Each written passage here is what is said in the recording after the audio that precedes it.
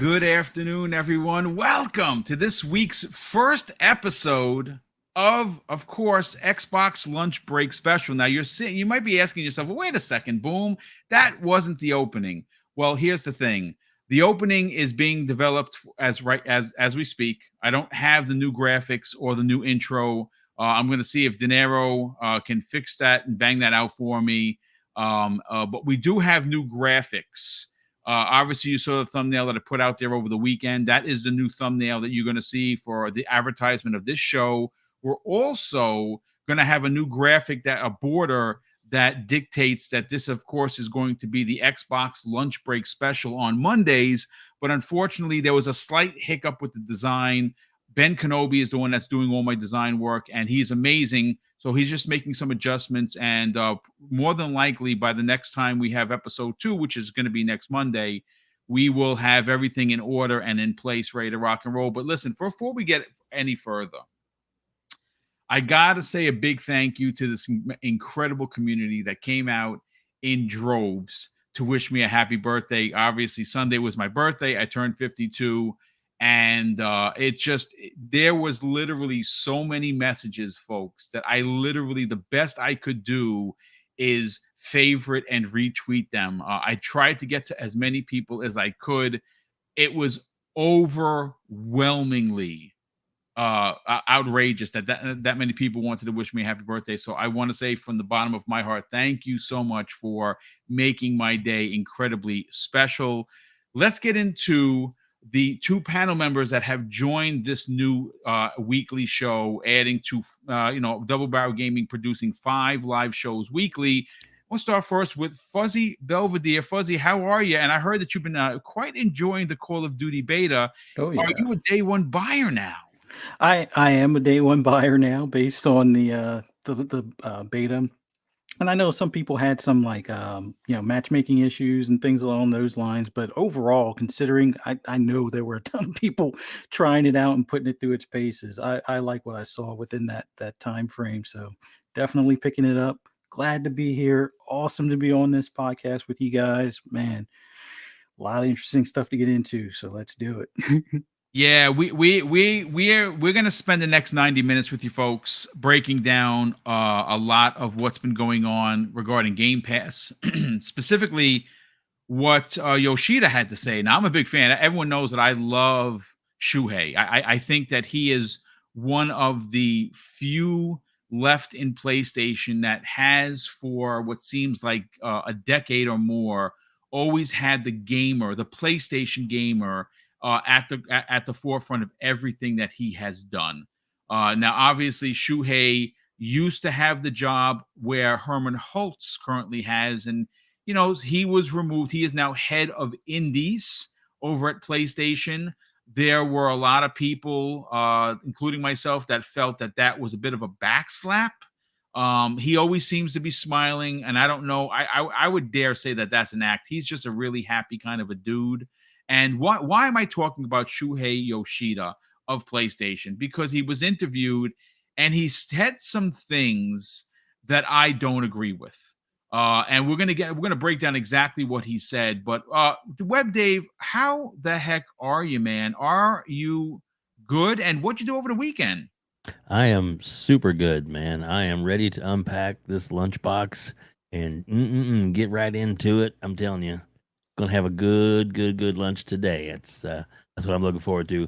My wife had a lot of her really good friends over for a craft weekend, and we ended up playing some movies out in front of the house on a big 23-foot inflatable screen, and so the neighborhood seemed to enjoy that. Plus, it was just a good time.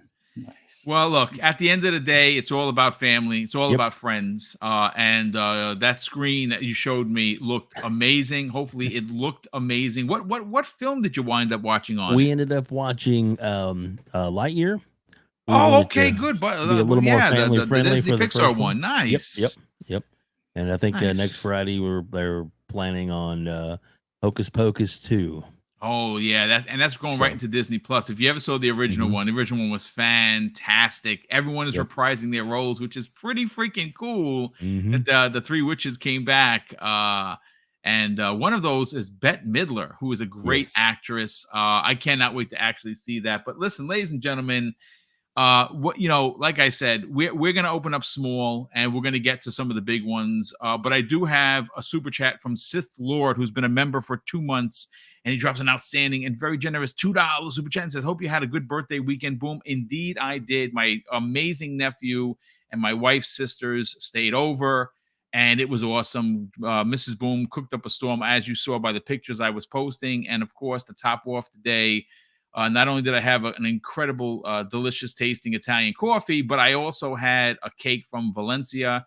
And if you are from the New York area, you know that they are 100-year-old Spanish bakery from Spain that has been in the New York area for over 100 years. And it's pretty, anyone that's Puerto Rican or Hispanic will understand the tradition behind getting a Valencia cake for said birthday or celebration for that matter. And it was a lot of fun. But listen, folks, I want to talk about Game Pass, but I want us to specifically start and talk about Wulong Fallen Destiny. And the reason why I bring this up is because PureXbox.com did an article the other day where they were able to interview a few of the devs on this game that was obviously made available for both Xbox and PlayStation. I put a couple of hours into it. I thought it was just phenomenal. Game is hard. There's just no doubt about it. It does have a very Elden Ring-esque feel to it. It is a heavy RPG with the gear and the weapons you find. If Elden Ring was your bag, I think that this is going to be an early contender for Game of the Year when it releases next year. I think that this game is going to appeal to a lot of people because the door has been kicked open, of course, by Elden Ring. But what's interesting, folks, and why this is a conversation we're about to have is simply because, well, this is coming into Game Pass day and date, and the developer, obviously showed off this new demo at the Tokyo Game Show 2022, and in this interview, the game's producer Fumihiko Yoshida talked about Xbox Game Pass release specifically and how the team will benefit from including this game in the service right from the start. And here is a snippet of that interview. And this is what he had to say, folks, and it's pretty interesting. He says, while we're making a really, really hard game, we're not sure what everyone will think of that. But by making it available day one in Xbox Game Pass, so many more players that may have never played this game before will have a chance to do just that, and we'll get even more players around the world than ever before. So yeah, this is a big first for us at Koei Tecmo Games and Ninja and Team Ninja as well.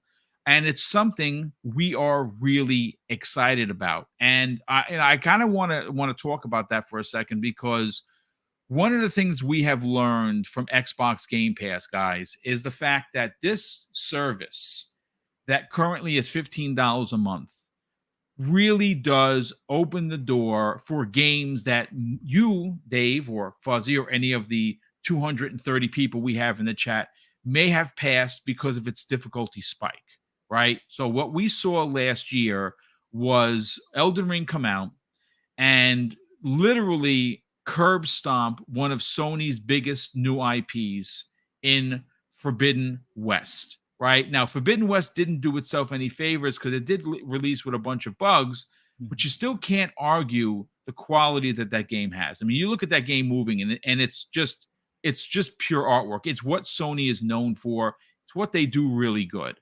But even with all of those graphical goodness, even the fact that this isn't a new IP, it's a new IP in the big spectrum of things, but it is the second game in the series. And Sony probably expected this game to sell at least minimum 5 million copies in its first, 60 days, maybe, give or take. And again, I'm not an analyst, so I can't really tell you what they were hoping for. I can tell you that it did meet expectations. And again, your mileage may vary based on, well, boom, is that because of the bugs, or is that because of Elden Ring? Now, based on how many copies of Elden Ring sold to a lot of new players who don't like Souls-like games, well, that I think the answer is pretty cut and dry. But again, that is that's your interpretation. I'm not dumping on any one brand or IP. I'm just saying that this game came out of nowhere and sold a ridiculous amount of copies in the same just a week later. Horizon came out, and it begs to differ. Was it because of the popularity of it? Because the game didn't look as good. There's no doubt about that. Elden Ring did not look as good as Horizon Forbidden West. That's a fact, folks. You just look at the screens. But the game was just a pure masterpiece. Currently, my game of the year, no doubt about that. So the reason why I want to bring Wu Long into it is because what is now going to happen is, on the heels, the successful heels of Elden Ring, it makes you wonder if Sarah Bond and the team over at Redmond saw an opportunity to get a big game that's very, very similar in scope and scale and range into the service that is now going to be made available for as low as $5 a month through the family plan when that releases potentially in the fall. Fuzzy, I want to go to you first. When you hear the producer talk about doing something that they've never done before with an IP, and that is to put this game into Xbox Game Pass. Now let's call a spade, folks. They got paid a boatload of money for this. Yeah. There's no doubt about it. I know there's going to be some talk about, well, you see, the developer's getting ripped off again. Trust me when I tell you, the developer is not getting ripped off. They got a bag of money, and they understand that this is a niche kind of title, regardless of the scenario with Elden Ring. Elden Ring is a conundrum for a lot of people, because even me, folks, I talked about this. I'm not a Souls gamer at all, and I have a ridiculous amount of time into Elden Ring. And that's because I could not put it down, regardless of how many times a boss would kill me. I would be like, okay, you know what, boss, I'm going to come back. Like the dude on the horse, when you in the area where you first start, that guy killed me 100 times. Honestly, I just was like, what am I doing wrong? I tried to do from a range with a bow and arrow, and I just pissed him off, and he killed me quicker. It's just crazy, right? You laugh, but that's exactly what happened. Yeah. So here we are, a game that, again, I'm telling you, folks, the game is hard. I died. If I show you the footage during a week, which I'm going to be recording some new footage finally, you'll see I die a lot, and it's not because I suck. It's because the game is hard. What do you say about the developer saying, yeah, this Game Pass service has an opportunity that we see as being good for the game? Well, I think a lot of things open up when you can put stuff in front of gamers without that high bar of entry where it's a $60 or $70 title right off the bat. Because people that want the game are obviously going to go out and buy it. Even with it being in the service, a lot of times they'll still continue to pre-order for whether it be for DLC or just the fact that to want to be able to hang on to that once it does leave the service down the road. But it puts it in front of gamers that wouldn't necessarily give it a chance. Like I wasn't the biggest of Soul fans, but hearing a lot of people talk about Elden Ring, it got me in the door as far as giving it a try. So you were saying you were suffering some FOMO potentially. Yeah. And even though it still didn't pan out quite like what I had hoped, but it was interesting enough where I like that approach as opposed to the original Souls games that I've encountered previously. So with having this same or similar genre type of game being in front of a lot more players, like we understand that it's at least 25 mil, if not 30 mil by this point, that are subscribed to Game Pass. Having that opportunity right off the bat to have that many players access your game, without having any other hurdles other than just maintaining their subscription, I think opens up a lot of opportunity, because now people that may not have had that game on the radar as far as either purchasing or even bothering to play it, will at least give it a try, because that's the great thing about that subscription. There are a lot of games that you're like, I'm on the fence if I should buy it or not. But when it's in front of you, the tryout, it's almost like a smorgasbord type of thing. You're going to at least sample some of it, or at least sample it to see if it's something you might be interested in or like. So I think that's the thing that they're looking for, because this type of genre, normally, if you crack 4 million sales, you're doing gangbusters. And I mean, Elden Ring is like the exception to the rule, but typically these games are topped out at like 2 million copies sold after like several years. So I think just the opportunity of reaching more gamers is the biggest thing that they're excited about, and it is something to be excited about. And sure, yes, they got a bag of cash from Microsoft for having it on the service, but I think in the grand scheme of things, developers aren't necessarily, unless their job depends on every last sale. But once again, with them getting paid for being in the service, that kind of takes care of that. But I think more of these developers just want their game played or talked about. Like, if you put your blood, sweat, and tears into something and you don't hear any feedback whatsoever, it just kind of goes off in silence of the woods or something like that, it might be a little disheartening and stuff, as far as all of that labor put into something that you don't know if it's even being enjoyed. But when you put your blood, sweat, and tears into something, and you know that people are at least going to engage with it, it probably gives you not just a deeper sense of pride, but it also puts it out there that, okay, I want to get feedback on how this is going to resound amongst the audience that I want to target, the gamers out there that either want to try these styles of games or whatnot. So it's, I think it benefits them in the grand scheme of things for future endeavors. So any titles that they come up with later, or like, let's say, a Wolong 2 or whatever the case may Yep.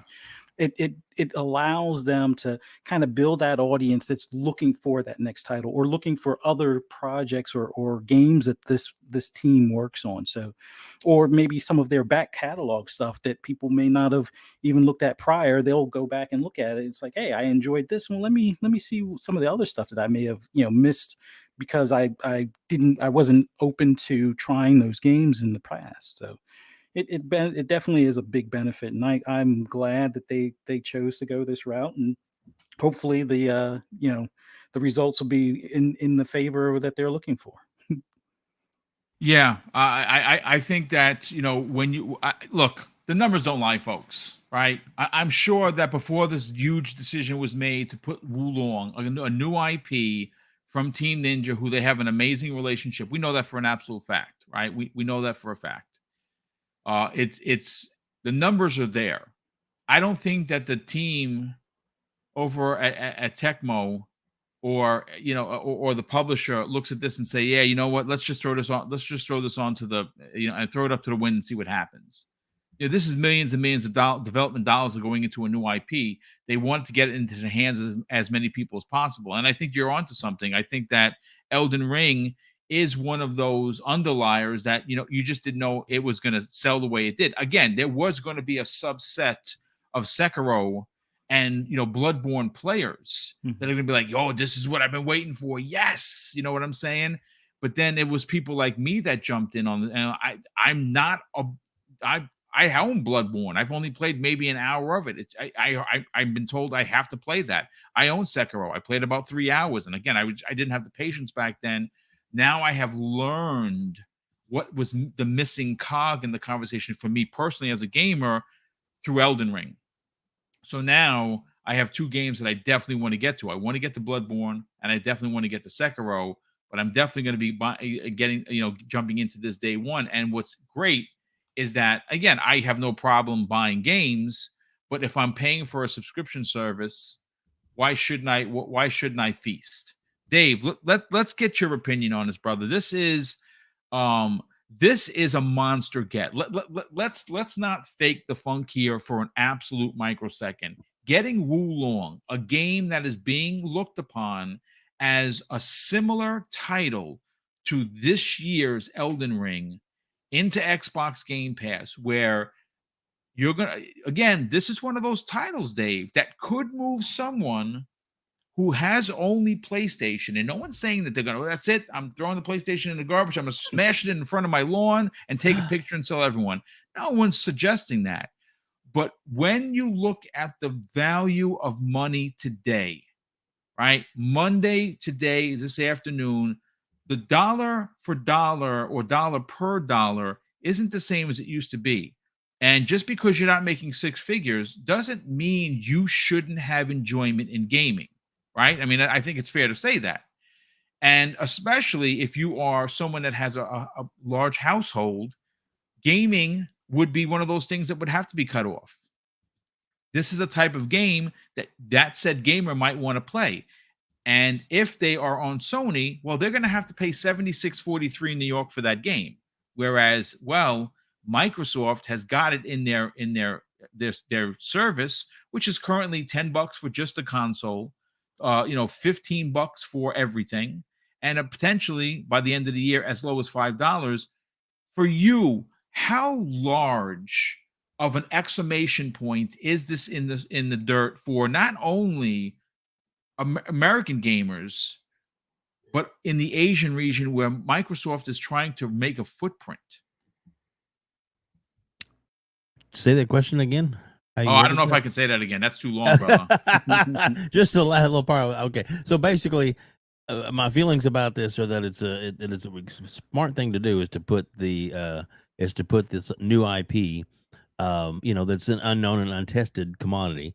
They obviously feel pretty confident about it, and they've even said that they feel like it is a hard game. They know it's going to be a hard game. That might put some people off. So putting it in Game Pass and giving it the broader ability to shine to more and more people, because in Game Pass, if you don't feel like even though you are spending money on Game Pass, and this is included in the people who make the game are making money because they wouldn't put it in there if they didn't make any money. Right. But if it's in there and you feel like, I didn't spend my money on it and I still have 400 plus other games I can jump in and out of, you might be more inclined to go in, dig deep, or maybe even if you get frustrated, like we've talked about before. Yes. Maybe, give it a week or a couple of days and be like, I'm going to give it another chance, or I'm going to give it another shot, or, that game, that really ticked me off. I'm going to go back in and I'm going to beat that boss.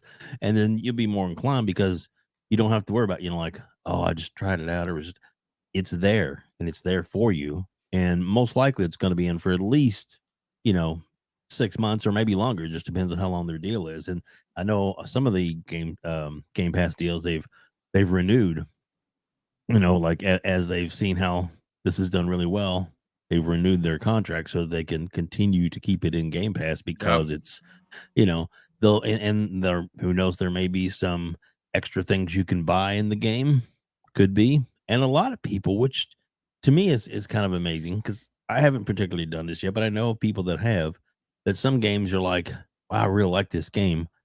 I'm going to go ahead and buy it, even though it's in Game Pass. And but they're just in case the day that it doesn't come in Game Pass anymore, or the day that, they just feel like the developer did something that I would have paid for anyway. I feel like I want to go ahead and buy that to support the developer. And that's great. And I just think that this is that type of game that, like I said, new IP, that's exciting from a company that's known for amazing IPs.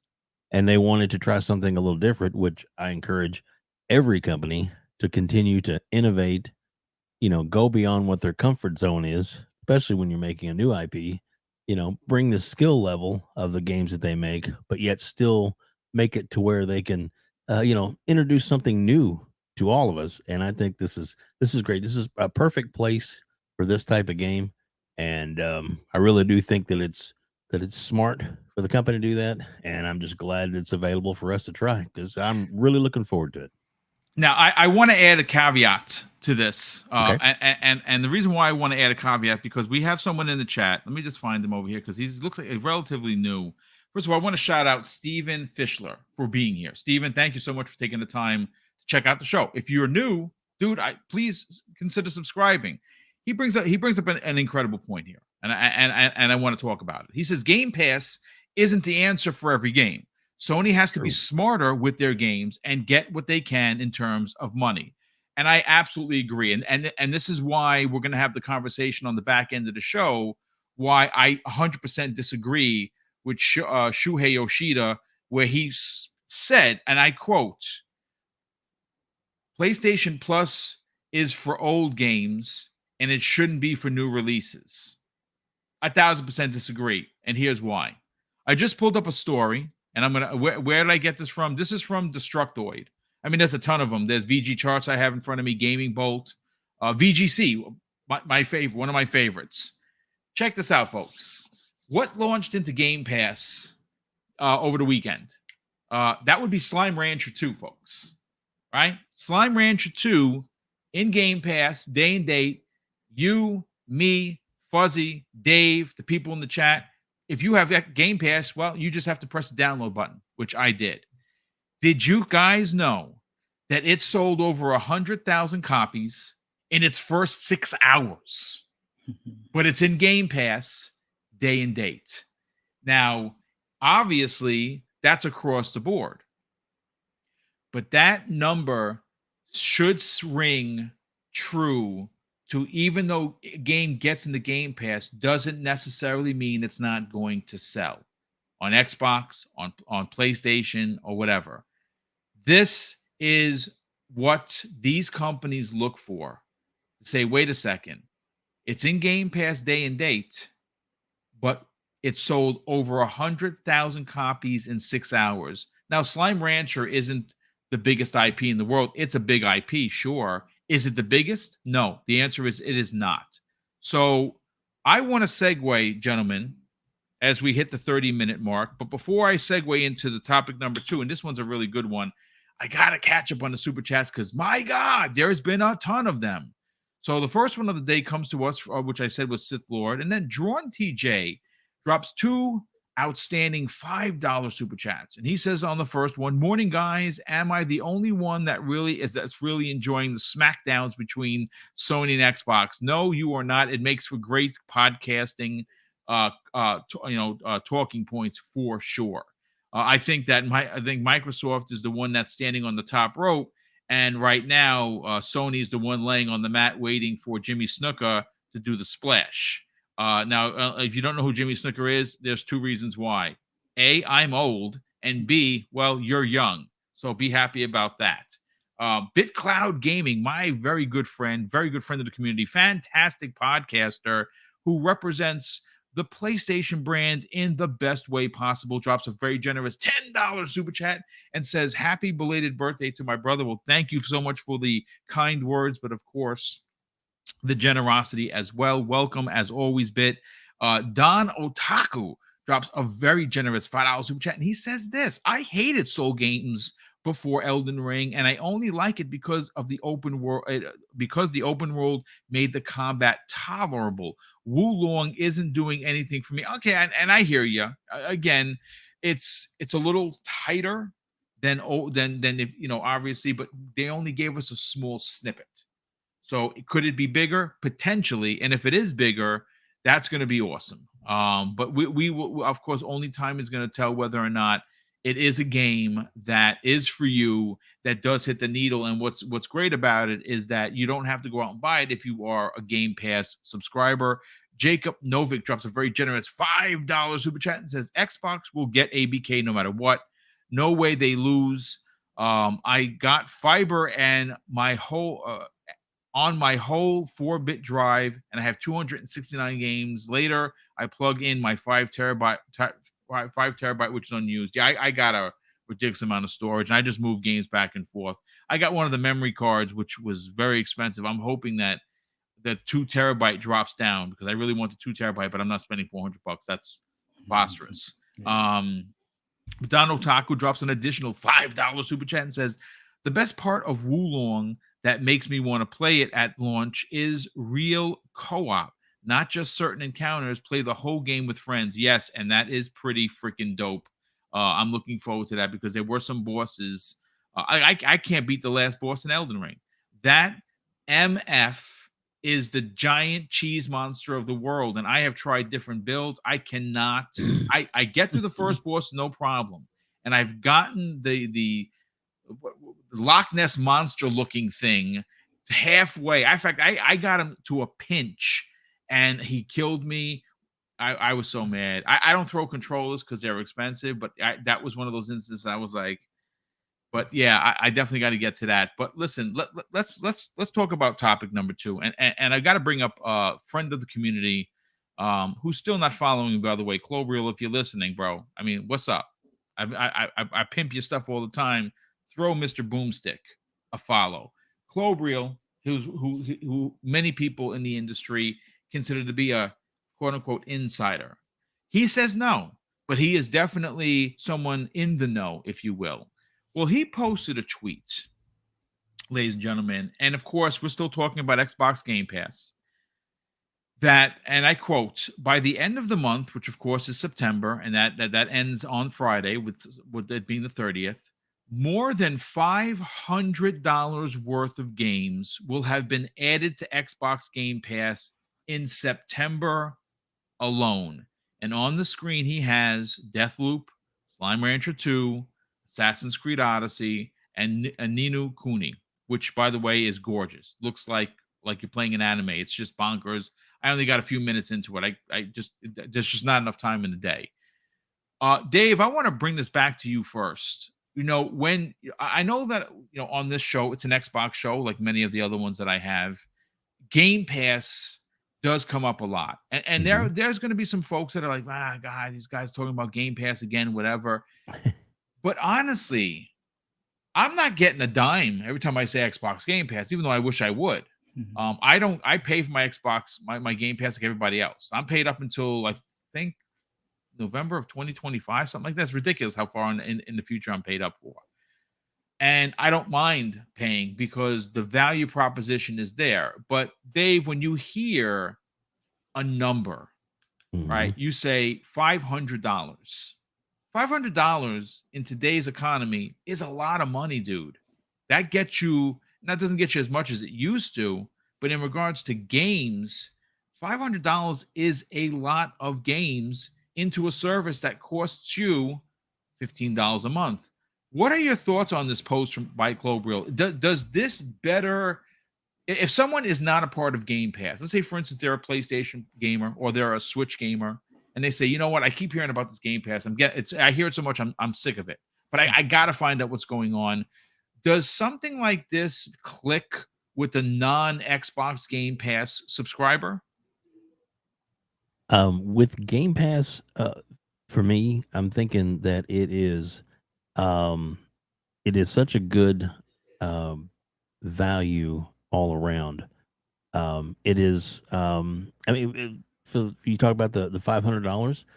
Look at it this way: I personally probably wouldn't spend $500 a year on any games total that I would on all platforms. I wouldn't spend that much money on games because I'm on a budget, just like a lot of people. And pick and choose the ones I really want. But with Game Pass, it opens up a huge door for everyone to get into, and that value is just it clearly.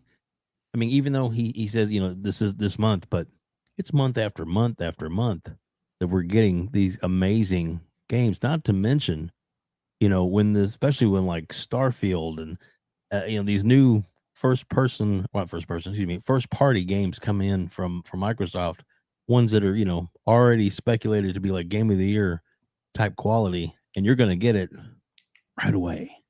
I mean, that's amazing. It is. It is absolutely amazing, and it's a great talking point to what we're going to talk on the back half of the show. Because, like I said, look, I don't get anything. In fact, I'm not even on a list to get anything from Microsoft.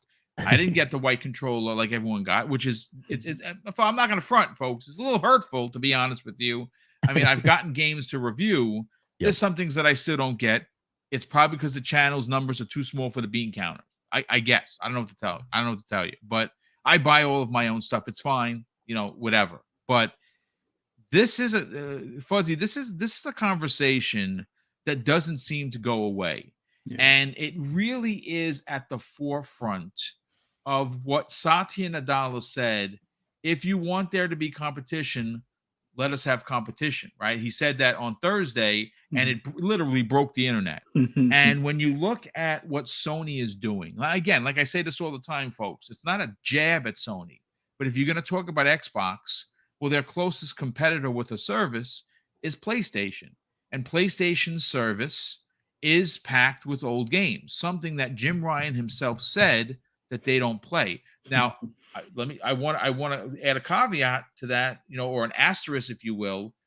If you're new to PlayStation and you get their service, hands down, you are giving a plethora of incredible first party games. Like, there is no arguing the fact that those games that are in there are the highest of high quality, and you're going to literally have an instant backlog with those those first party over the shoulder story driven games that I really do like. But for someone like me, I have the premium service. It doesn't do much for me. I got it because of Stray, like I've told the story before. I was hoping it'd be something new this year, but they added Deathloop. I bought Deathloop when it came out. Like, I actually still buy games for PlayStation. Shocker, right, folks? I do. So it didn't do anything for me. So again, oranges to apples, and apples being Xbox Game Pass.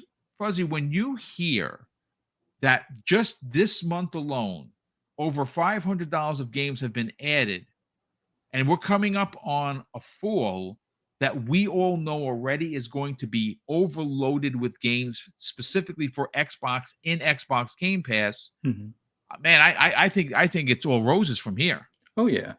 I think the biggest thing that people kind of miss out on, and it's not just this month, it's been for a while, that they've put in somewhere between 200 to 300 at a minimum of fairly recent or somewhat new or even day and date games. Now, not all of them are going to be your AAA full 60 or $70 games, but there are a ton of games that are always added. And I learned long ago, I mean, two teenage boys, I mean, they were like preteens when we first started getting everything and first signed up for Game Pass. And there were a lot of games that were in the service that I know if I bought right off the bat, they would have played for like 15 minutes and then they would be like, never touch again. Like Humans Fall Flat or a few other ones that were like, I bought this the other day. What do you mean you're already tired of this game type of deal? Like I remember growing up, it's like you bought, or you were lucky enough if you were to get maybe 3 games for the year, and you played the crap out of those games. Like you might even play them, 2 and 3 years down the road type of deal. But nowadays it's like kids today, and it could all be on how we spoil them or whatever the case may be, but they're going to jump from game to game, and having it where now they're putting $500 worth of games in there, like much like what Dave was saying. I'm not budgeting $500 worth of purchases in a year's time. Like they're at my most loaded year, I may have bought 10 games, but it's like, all right, that's including games on PC, including games on PlayStation, including games on Xbox, maybe a mobile game here and there for, the household type of deal. So knowing that they're putting that amount of value in 1 month that only cost me $15 or only cost me, however many, 30,000 points for 3 months or something like that, it's well worth it at that point. Like it's almost like a can't lose situation. And I know there's a lot of people like, well, you don't own the game. And yeah, with DRM and all that and buying games on disc, you kind of don't own the game. You just own a coaster that's in a box kind of thing to some extent. Like if look at what was it, Babylon Fallen or whatever. Like you own that game, but yet its servers are shut down, and now what do you do type of thing. So you're stuck is what happens. Yeah. But when it comes to games like this that are in this service, chances are you're going to wind up, unless you keep on doing like my friend Pong does and do the grazing aspect where you play this game and then put it down for a bit to play the next game and put it down and play the next game. And I mean, you're getting the most out of the service at that point. But if you're looking to complete the game, most games stay in the service long enough for you to complete them, or even play a good bit of it, put it down, and then come back to it and complete it, months later type of deal. So there's a lot of value in it. And sure, you may not own the game, but the wonderful thing about the service, at least from my standpoint, is you get a discount on the game. So even if you want to go ahead and own that game beyond it being in the service, you're getting to play it day one, but you're paying, day, or I guess you could say day 300's pricing in some cases, or by the time it's ready to leave the service, it's deeply discounted to the point where it's like, all right, I could pick it up for $19. I could pick it up for $5 or what have you. And it's the complete edition. Why not do that at that point? So that way, if it never comes back to the service, you at least know that, hey, I got a hankering to want to play this game. I can go back to it. But just the sheer value quotient, it's worthwhile for it.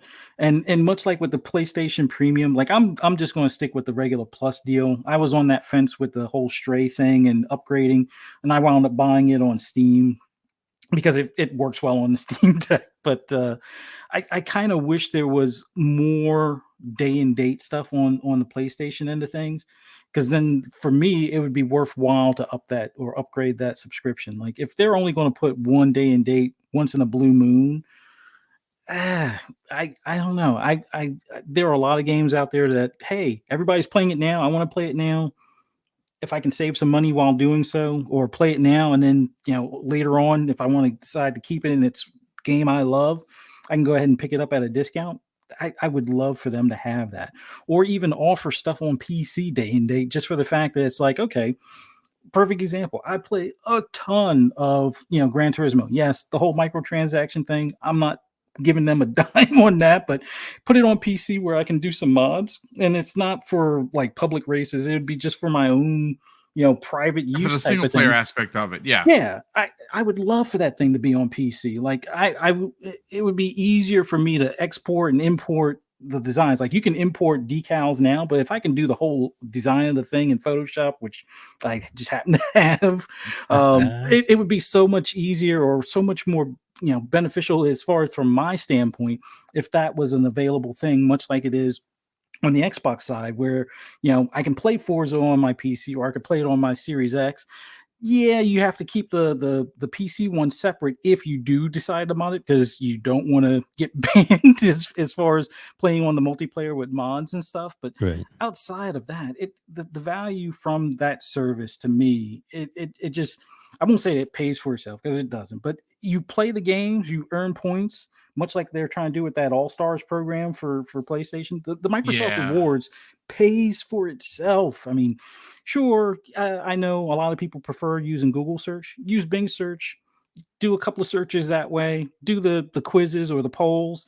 Yeah, you'll add up points quickly and be able to pay for the service. But to me, $500 in a month, that just tells me, yeah, this is why I keep my subscription, because they're going to do the same thing next month and the same thing the month after that. And then when all the first party stuff comes in a steady cadence, it will definitely show everyone beyond a shadow of a doubt it's worth maintaining that subscription. But that's just me. No, good points. Good points. Yeah, no, excellent points. Real quick, I got to shout out Drawing TJ. I actually did miss his second super chat of $5. He says Microsoft needs to pick up the studios that they're working with, then go for the neck. Go get Capcom. Secretly, I want them to go and get CD Projekt Red. Yeah, CD Projekt Red is interesting. I mean, they're considered indies. They are still considered, but they own good old games. Mm-hmm. They make a ton of money from there. So it would benefit Microsoft to pick them up, but I don't know if that would ever happen. And he dropped a $2 super chat to remind me I missed it. I apologize for that.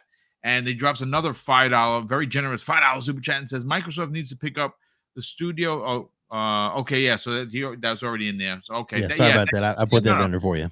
No, I appreciate it, brother. Thank you. So look, I want to bring up Benji Sales. Now, who's Benji Sales? Well, Benji Sales is a Twitter member with nearly 50,000 followers. He covers the video game industry.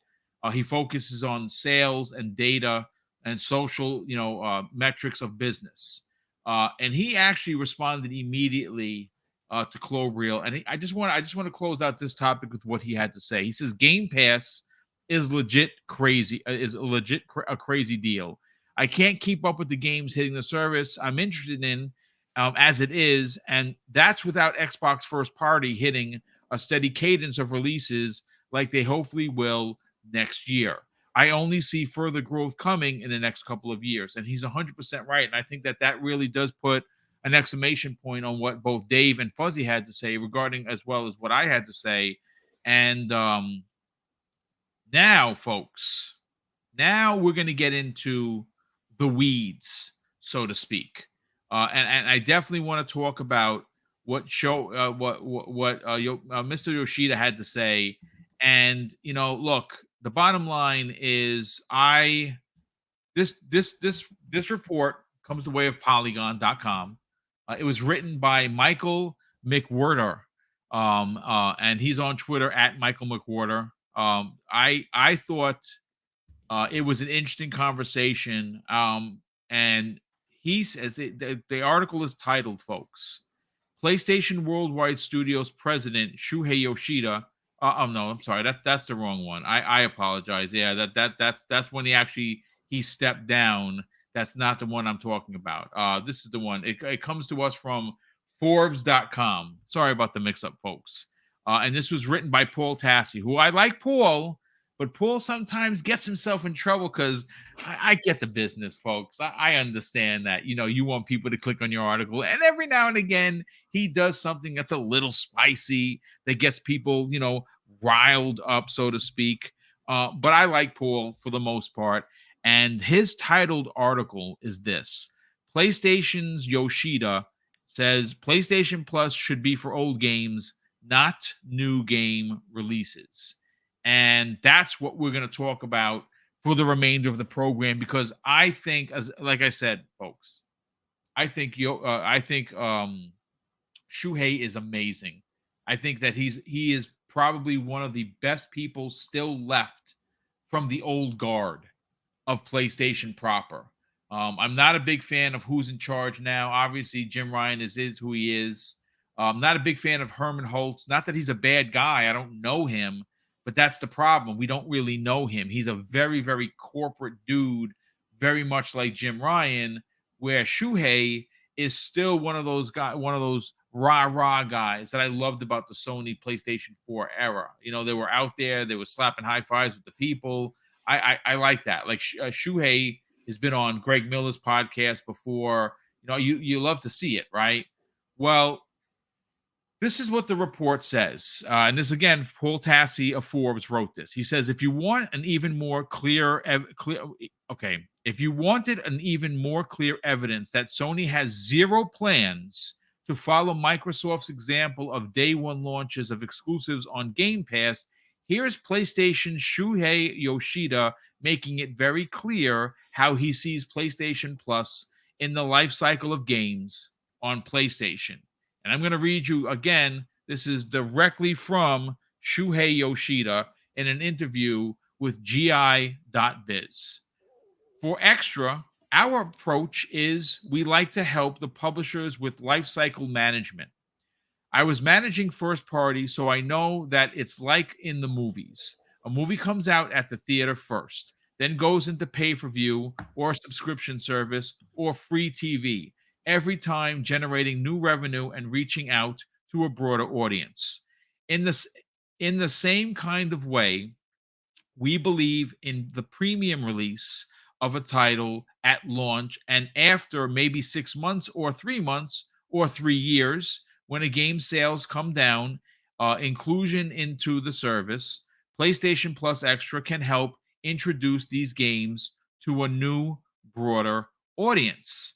And it's interesting when he turns around and he follows that by saying that that PlayStation Plus, which is their premium service, right? There's 3 tiers, the highest one being $18, right? That one is $3 more than Xbox Game Pass.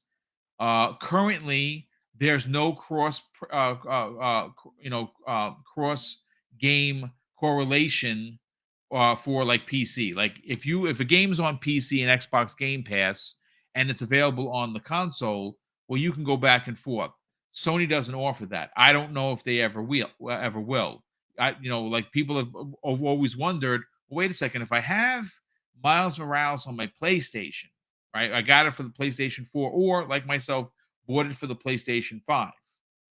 How come if I had a PC, I couldn't run it on PC when it officially launches? I would actually have to go out and purchase that game separately for an additional 40, 50, 60, even $70 for some of their other releases.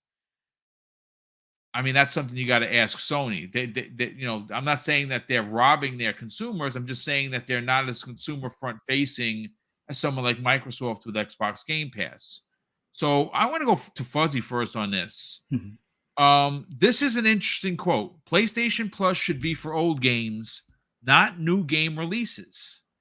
Look, I know that PlayStation Plus has a really stacked deck of first party games that are several years old. Yeah. And take nothing away from any of them. Put in God of War right now. God of War 2018, still a masterpiece, folks. Still looks absolutely stunning. I'm playing it. Well, I'm not really playing through it. I stopped, but I started playing it again on New Game Plus because I needed to record some video. And I got so enthralled with the game looking as good as it did. I started playing it. I was quite enjoying it my second go around. But when you hear this, where they are really dug their heels in the sand here, they're not budging on this. What are your thoughts on his opinion on PlayStation Plus being for old games and not new games, coming on the heels of an interview with Jim Ryan where he says, who wants to play old games? He was obviously taking shots at Xbox Game Pass. Well, let's see. It's disappointing to some extent. I mean, I understand from their standpoint, also having the experience with the movie market and such, that they want to have increments of revenue from, like you said, from each release, whether it be in the theaters to on cable or some sort of streaming service to regular broadcast TV type of deal. They're always being able to monetize it to each one of those stages, and that model makes sense. It still works today, and it worked well for them for decades. But I think, if anything, the recent events as far as for 2020 and 2021, where a lot of people were pretty much home-ridden for a lot of that time period, or were forced to make some distancing changes. I think the model where you could charge a little bit more to get like a day and date, or have the premiere be on your home screen as opposed to having to go out to the theater type of deal. I think that opened up a door to more opportunity, because there's going to be people that want that premiere on their big screen. Like a lot of us now, not every one of us that's listening, but a lot of us have at least a 55-inch or maybe a 65 or a 75-inch screen at home, and would love to watch the premieres at home. Now, there are going to be some of us that still want that pure theater experience where you're in a movie theater, super wide screen, the DTX or Dolby audio and all that, or Atmos, as far as the movie theater experience. But a lot of us have some of that stuff at home, be it on a smaller scale. But I almost rather go that route with movies nowadays, and I think Game Pass in general has kind of given us that taste from a gaming standpoint, and you could still wind up buying the product, be it at a slight discount. I think it's like 15 or 20% when it's something that's in Game Pass, if you want to choose to own it. And it kind of skips that whole, from the premiere to waiting until it's in the service or something type of deal. But I think for me, the best way to get the most out of your money, or most money for a potential product, is to put it out on as many surfaces or services as possible day one. Like, sure, God of War did well when it was on Steam, be it that it's 4 years from its original release date. But I honestly think you would probably have a lot more PC guys or gals pick up the game if it was released the same time. And I don't think there's going to be as much cannibalism as people think, where, oh, well, if people can get it on PC the same time as PlayStation, they won't even bother buying on PlayStation. No, there's still going to be a large portion of people that are still console only, and will only buy it on console. And those that are fortunate enough to have console and PC, they might double dip, if depending on how the service is set up. If it's like Microsoft, where you have both copies in one copy, then I would probably be one of those cats where I go ahead and get it on PC. And then if I choose to play it on console where I'm doing like multiplayer with friends or something like that, then maybe I'll go ahead and fire it up there. But I think they're looking at an old system and so hesitant to hop off of that old system because it's been so profitable and worked for them for so long. They don't know any differently or too concerned or scared to try anything different at this point. I mean, if we want to talk about history of changing in media and stuff, I mean, look at Blockbuster, look at Walden Books, and how they were hesitant to change until it was almost too late type of deal. And I'm not saying that that's going to be the case for Sony, but I think they'll continue to hold that line until they don't. And I honestly believe they're going to hold that line until they have these, at least a handful of those games as a service that they talked about, the 10 that they're working on now. I think once those are ready to go, those will be, the experiment in day and date in the service. And I've always kind of wondered, how much of a meltdown Twitter might have if God of War was released on PC the same time as it is on console. I mean, me personally, It'd I would probably sell probably, double the amount. I can tell you that. yeah, I honestly think me having a PS5 and having a decent PC, I would probably pick it up on PC, not Right. as it being a slight to my PS5, but because of the mods. I mean, after seeing the Homer Simpson mod of God of War 2018, I think, yeah, if I want to play it regularly, the first playthrough, sure. And then if I decide I want to go with mods, because there's going to be a modding community that's going to take it to the nth degree, I Yep. can go ahead and play the second playthrough with a modded version. But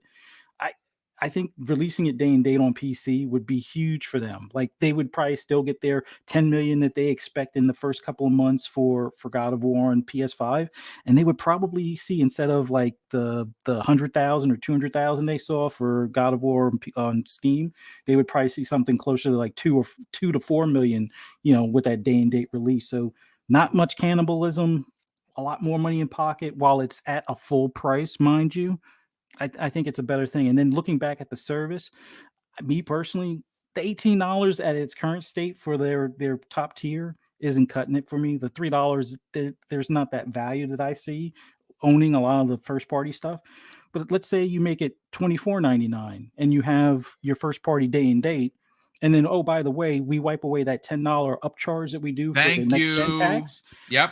I'm signing up for the more expensive service, and then the games Yes. that I really want for first party, I'm buying. So you still got my money. You actually probably got more of it out of me doing it that way. But that's my look or outlook on it. But yeah, I think I see his thought process on the service being for old games, but I think it's something that they will eventually change, but hopefully it's not at the 11th hour when they realize, oh crap, yeah, we need to hurry up and put this stuff out there like this so we can get as much money at full price as soon as possible, or charge a more of a premium than the premium tier to kind of, I guess, take some or soften some of the blow on subscription day and date stuff. But that's just my Well, take. two of the biggest missteps I thought with the PlayStation Plus Premium service that they put out there. You just mentioned them. First of all,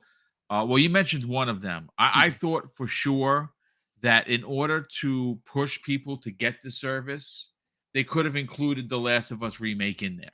I Yeah. think that would have been a big one to get people to sign up for it.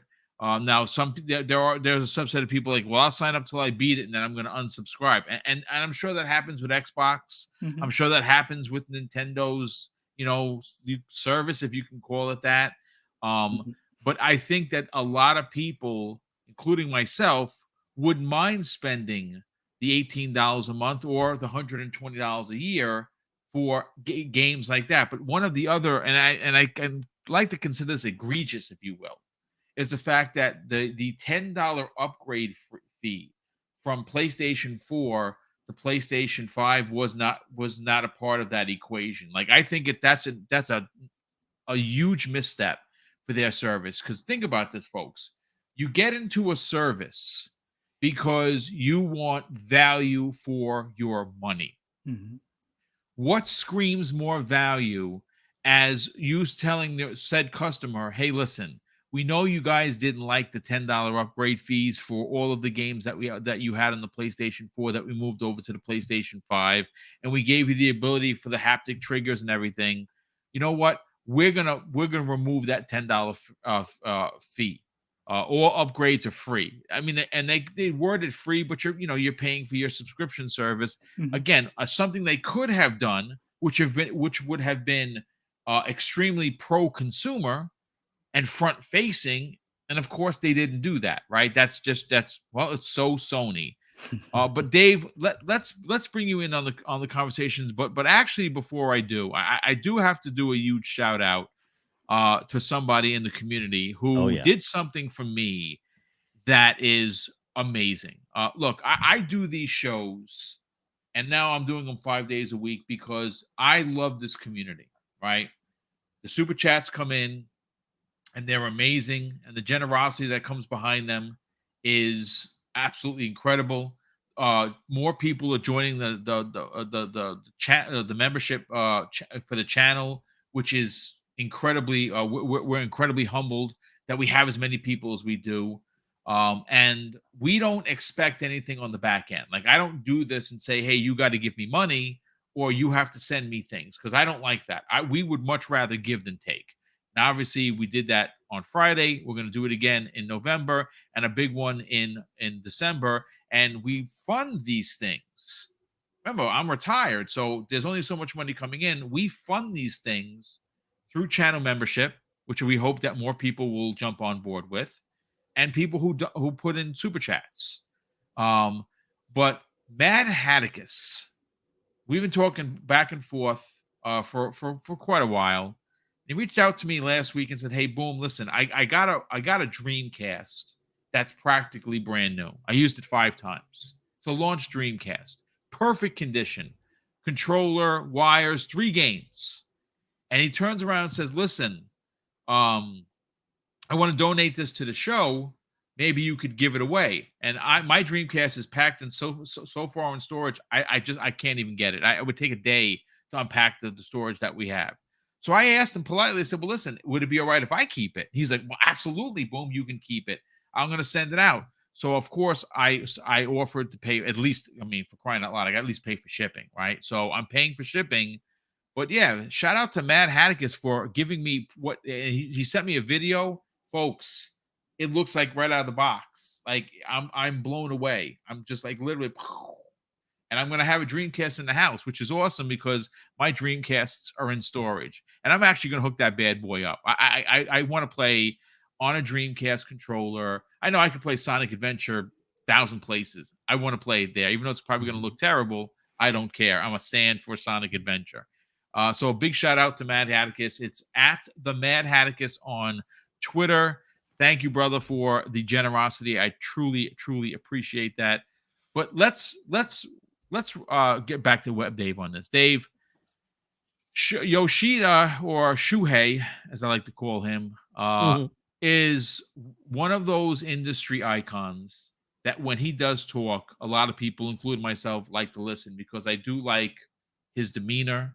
I like the way he delivers his comments. And even though I 1,000% disagree with him, I still like the man. I'm a big fan of his. But I'm interested to get your opinion on this.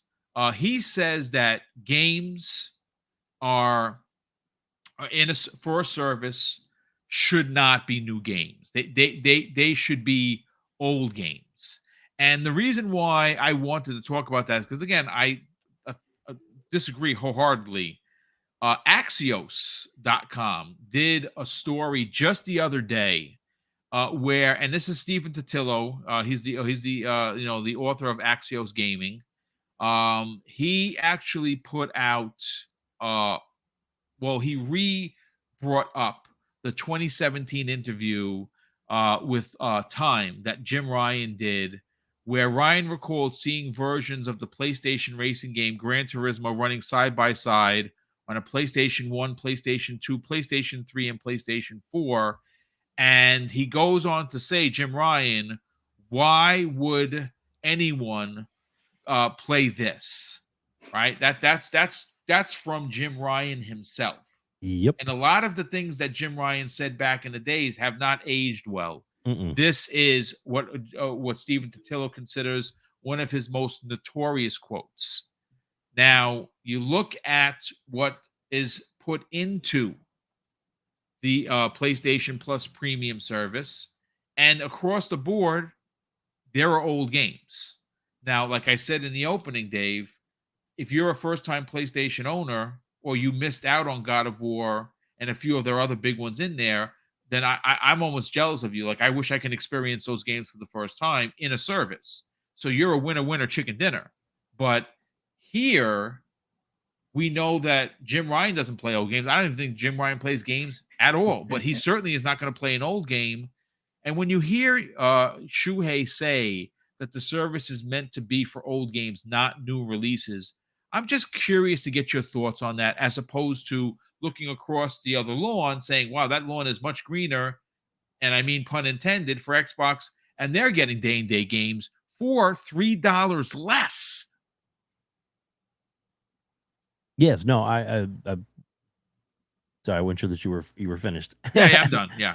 So yeah, I actually had that quote that pulled up. Why would anybody play this? Is what Jim said, was referring to old games or backwards compatibility and all that kind of stuff. And then of course, Shuhei saying, new games shouldn't be in there. Well, it's like CEOs or corporate Sony is like contradicting themselves, kind of like maybe they need to sit down and have a nice little talk about what they should actually have in their service. But the big thing that I get from this, and especially his quote about the newer games, is it's not that they don't want to compete.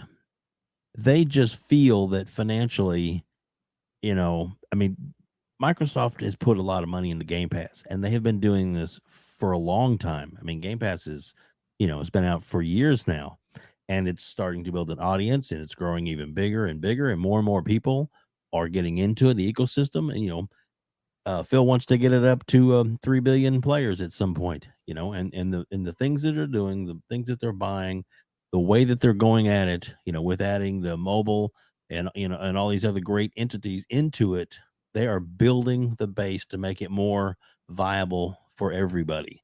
People talked about, well, there's a lot of games that I don't want to play. Exactly. There are games in there that I will never play.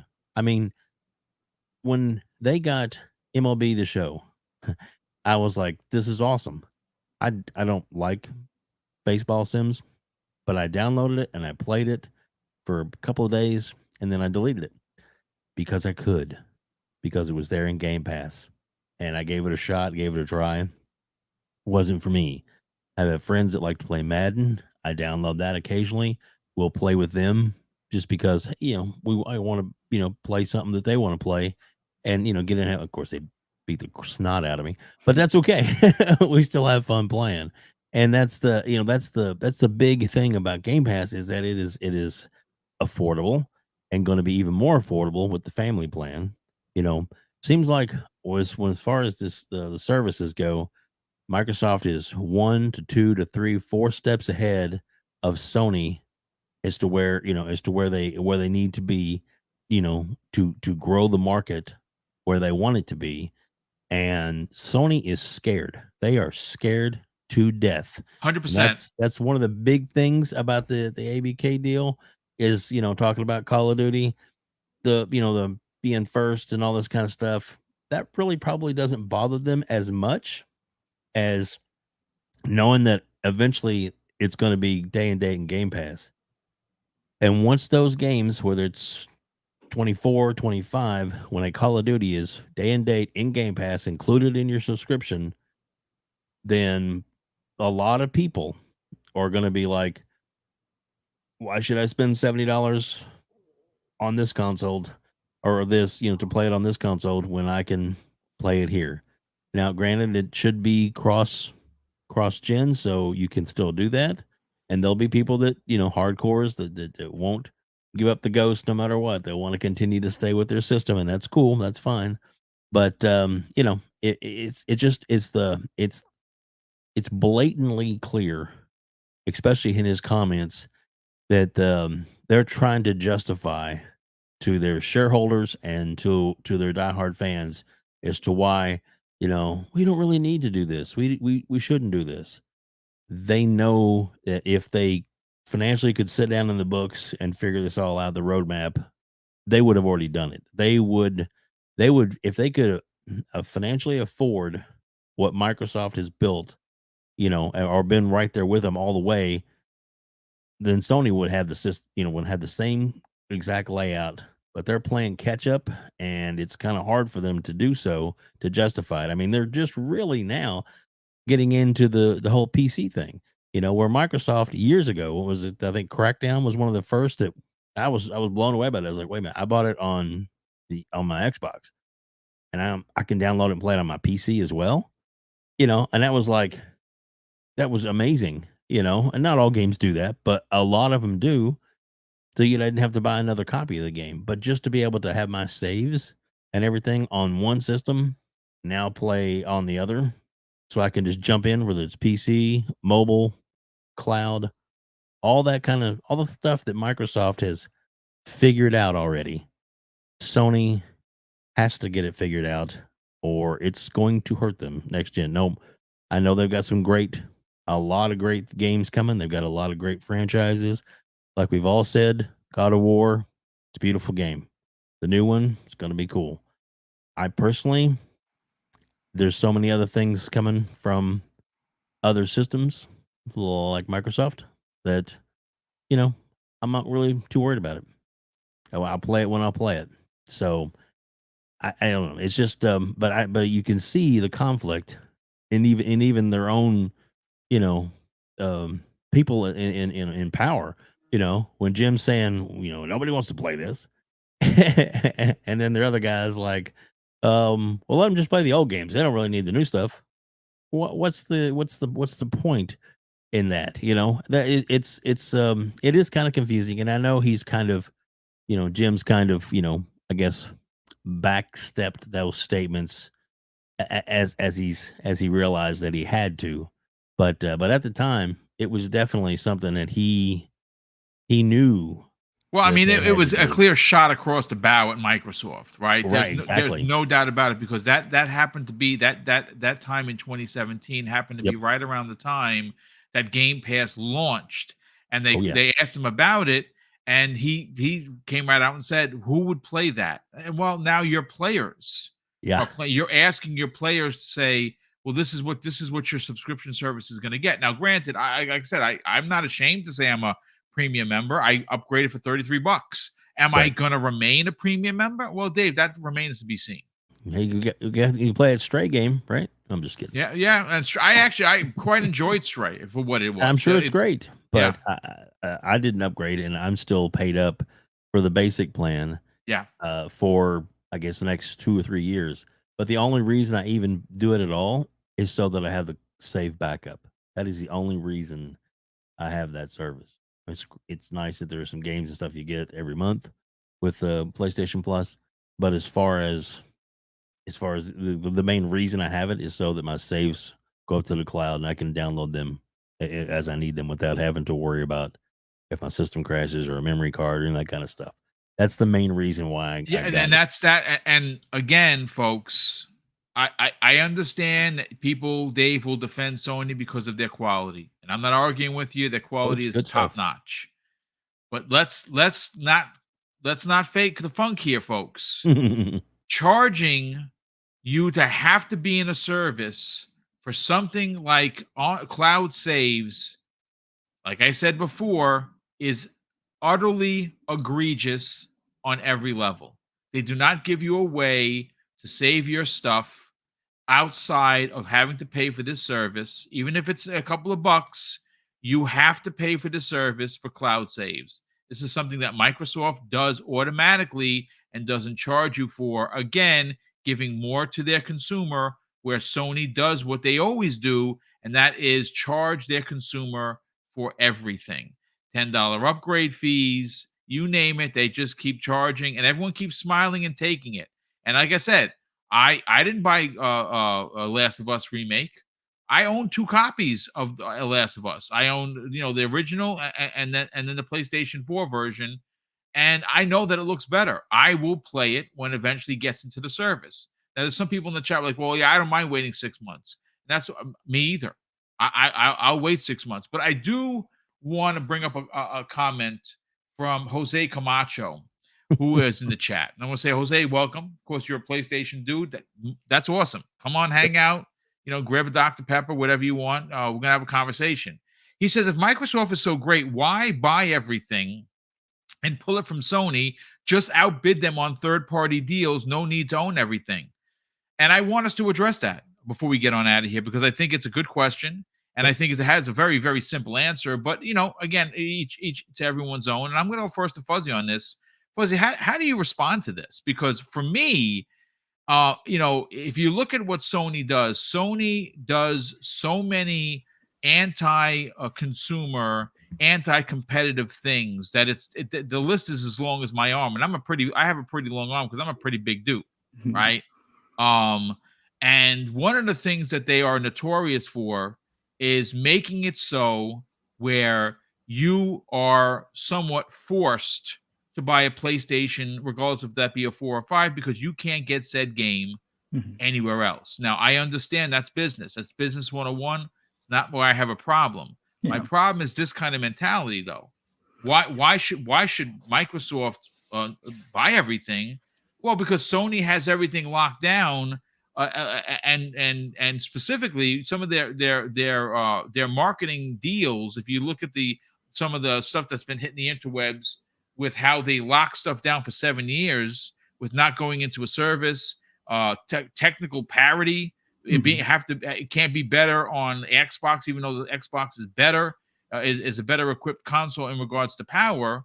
Sony says, well, if we're gonna market your game, you can't make the game any better. Right. It has to be at minimum the PlayStation, and if you can go further, well, you can't go further on the Xbox. That's a fact, folks. That's out there. Oh, yeah. We're going to be talking about that on Primetime Gaming this Wednesday evening, because there's a lot of people. There's a lot of conversation in the community about that. Oh, yeah. Sony, and I get it. It's business. It's business. But what do you say to this comment? Well, I think the biggest thing is we can look back in the history of like with Xbox One, the transition from the 360 to the Xbox One. They did a lot of those marketing deals where they did pay or outbid PlayStation on those. And the drawback is it kind of pigeonholes you as far as how far that dollar goes.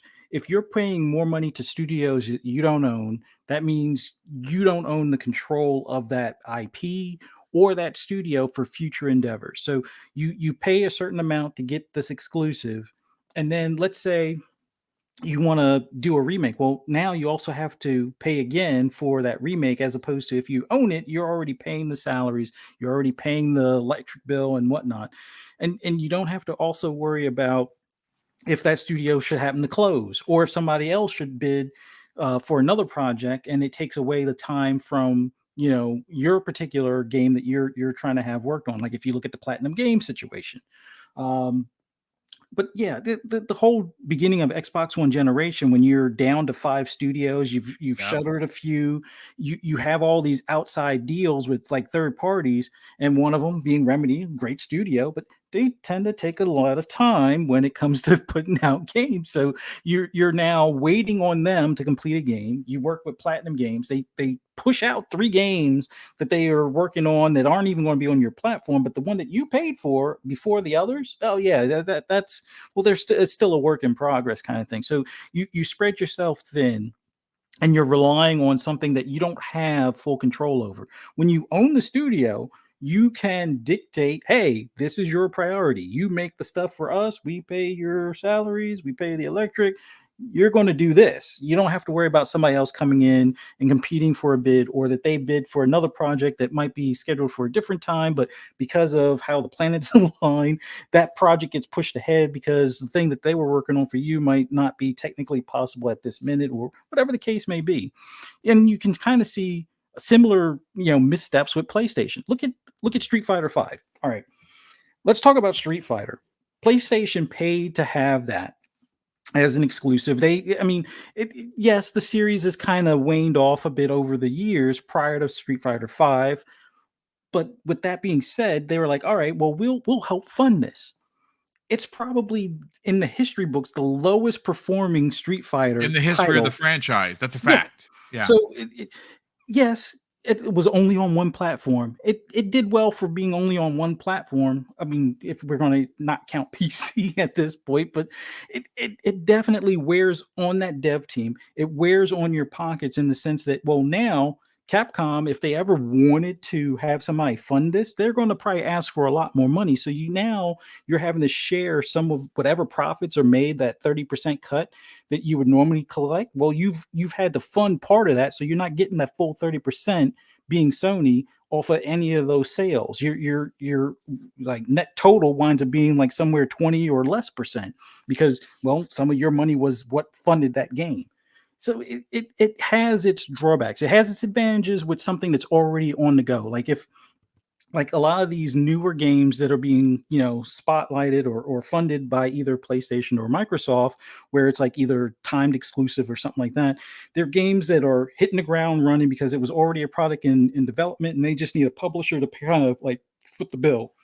But when you go to these teams and you do a lot of the early on stuff, that's where it's kind of like you hope with a cross fingers and a prayer type of thing that everything stays on schedule, everything stays on track, that nothing goes wrong with the dev team or the publisher or their parent company needing them for another project or whatever the case may be. So sure, Microsoft can just go out there and fund other projects, but then you don't have your own raw talent to work on your next project or the sequel to that game, or you have to get into a bidding war or negotiations on redoing this IP or bringing this IP back. So it's better to own and control something than it is to kind of rent something.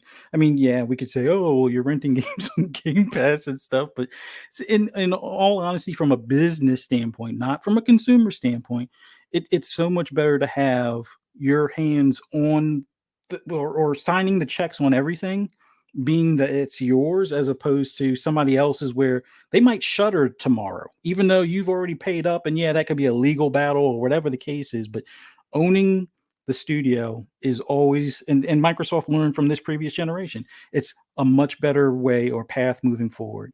And Sony's kind of seeing that now as well as they acquire some of these smaller studios that are going to fill certain niche areas that they're like gapped in, I guess, like with these games as a service and so forth. So we'll see in the long term, but I think it's always better to own from a business standpoint for control purposes. Well, I mean, not owning is what hurt Microsoft on many of the things you were talking about, and obviously they're gun shy. Why should you pay or rent something when you can when you have the money to own it? Mhm. Now, Sony, they're not quote unquote poor, right? They're $1 billion company, Mhm. but they don't have trillions like Microsoft, and the difference is Microsoft. Remember now, they wanted to wake the sleeping giant. The sleeping giant has been awoken now, right? Mhm. And now they're coming for the industry. And even with as good as Xbox is currently doing, they're still in 4th and 5th place, depending on how you put the money. And that came directly from Satya and Nadella, which is why this deal is going to go through. Because, like he said, you want competition, give us competition. But I want to go to Dave real quick before we get to the outros and get everyone out of here. Mhm. Dave, what are your thoughts on this regarding what Mr. Camacho had to say? Well, he's trying to make it sound like it's not why would they do that? But it's Sony. I mean, well, even his next comment that he made was talking about the maybe Sony should just get should just give up and Maybe let purchased Apple by buy someone them. like Apple or somebody. Yeah. And why would Which he want that? could potentially happen. Oh, right, exactly. But it's because that they'll have deep pockets like Microsoft does, But the games that he's talking about, I mean, Microsoft for a long time, they relied on the minimum amount of studios that they had. Phil came in and was like, one of the first things he did was start making some really good purchases on studios to grow out their thing. And of course people are like, well, Sony grows theirs organically. Well, there's some that they have, but there's a lot that they've bought, and they continue to buy, and they will continue to buy studios and different franchises because that's the way it is going these days. Sony needs to really focus on developing either the new IP or you know bringing something to the table that's not instead of trying to lock out these franchises. It's frustrating for for a Xbox player that like Final Fantasy still isn't where we can, even though it was said like a year later it'll be, the exclusivity is going to be up. And what's Sony been doing? Oh, we need to spend more money to keep it off this platform. And then we talked about the Resident Evil game, that it was paid to keep it off of their services because they realized that services were growing. This is a big thing. If it was on there, not necessarily day and date, but if it was available on that service on Game Pass, then it really would have hurt Sony, because people would have been able to play it without having to pay any more money. But they've got expansions and other things that are available for that to grow and to make the money off of it. Sony is just really right now, it seems like they're kind of running scared, and him as a fanboy, that's basically what we'll call it. He knows it because he's been mocking some of the other things. You're right in one point. Microsoft doesn't have any first party games coming out for the rest of the year. I mean, big ones. The two big ones had to be moved. But that's a fact. But again, to that point, Sony put out four really good ones this year. The question is, what do they have next year? Well, we don't really know outside of Spider-Man. And even Spider-Man is still questionable because that game's only been in development a couple of years. Mm-hmm. And a lot of those games that came out this year were postponed from last year. So yes, correct. Yeah, exactly. Well said. That's all I got on that, man. I just obviously he's a little upset because, well, I think he sees what's coming. Look, at the end of the line, I think what Microsoft is doing, folks, is changing gaming for the better. They're making it more affordable. They're the inclusion aspect of gaming through Microsoft cannot be denied. Sony does try to lock you behind their plastic box. Microsoft does everything in their power to get you into their ecosystem and give you a multitude of ways to play. This is something that Sony is not doing. Is Sony going to eventually be forced to do day and date? Well, that's I guess that's a topic for another day. But I am going to say that this was a great conversation. We had almost 450 people here. This is, of course, the new Monday stream that I've added to Double Barrel Gaming. And Mrs. Boom and I are obviously going to be producing 5 live shows per week, Monday through Friday. This is the Xbox lunch break special. We don't have, of course, the graphics because those are currently being made. So we just put it in as an Xbox Factor podcast. But folks, I want to thank you for coming in, making this a successful episode number 1.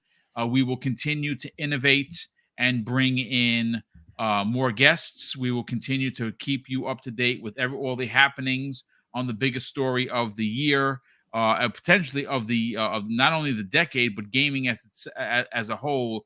Microsoft will eventually be the owner of of the studio that brought you Call of Duty, and that in itself is just bonkers to think about.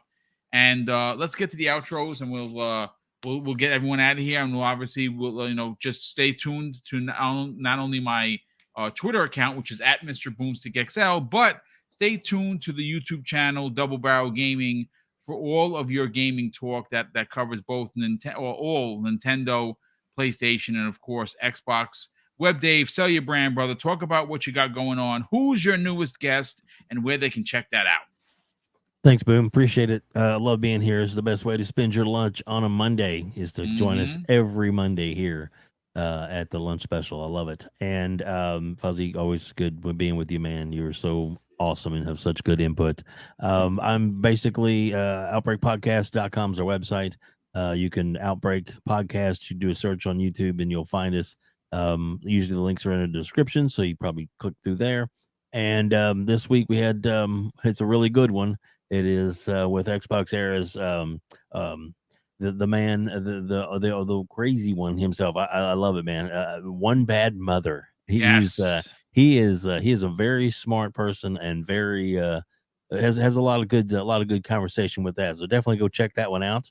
And more interviews coming all the time. So please get over there and give us a subscribe. We appreciate that. We're almost to 500, so that's pretty awesome. Getting close, halfway to where we need to be. Yeah, indeed, brother. Well, thank you so much for that, and of course, everything that you do for the community. Fuzzy Belvedere, sell your brand, brother. Talk about your YouTube channel, where they can get the best racing info on YouTube, and more importantly, where could people find you on other podcasts as well as social media. I just want to thank you so much for having me on today. And this was an awesome first episode with you guys. Love doing this stuff. And thank you for everyone that came out to watch us live and those that will catch us on replay. For anybody that just wants to hear my rambling on anything gaming related, just follow me on Twitter, Fuzzy_Belvedere, or follow me on YouTube, or subscribe to me on YouTube, Fuzzy_Belvedere. You can also catch me on FSP on Mondays at 10 p.m. Eastern Standard Time. As well as Breakfast with Boom on Double Barrel Gaming right on this channel at 10 a.m. Eastern Standard Time on Friday mornings. Xbox Ultimate at 9 p.m. Eastern Standard Time on the Fun Speculation channel, and the Shop Podcast on Saturdays at 9 p.m. Eastern Standard Time on PTK Blam's channel with Pong and PTK Blam. But man, this was an awesome show. So glad to be a part of this. Thank you so much, Boom, and so much, Thank Dave. you, brother. Definitely appreciate you being a part of it. And listen, ladies and gentlemen, that's going to be your new episode of the Xbox Lunch Break Special, episode number 1. We will see you back here next Monday at 12 p.m. Eastern Standard Time. And who knows what the remainder of the week looks like. We're getting news drops left and right. And I would imagine this is going to be another busy week as we roll into the fall. Of course, I want to thank all the super chats that continue to come in, all the channel memberships that continue to come in. Thank you so much for supporting Double Barrel Gaming.